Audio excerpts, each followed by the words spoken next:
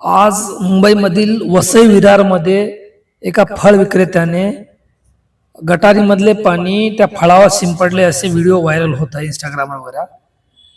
त्यातून म्हणजे तो फळवाला जो आहे तो वाहतं पाणी म्हणजे ते गटाराचं पाणी आहे तिथल्या स्थानिक लोकांचं म्हणणं आहे आणि त्या व्हिडिओमध्ये पण दाखवलं गेलेलं आहे की तिथले लोक त्यांना सांगत आहेत की हे पाणी जे आहे ते गटारातलं पाणी आहे ते तुम्ही फळावर टाकायला यूज करत आहात, त्याचा उपयोग फळावर टाकण्यासाठी करत आहात.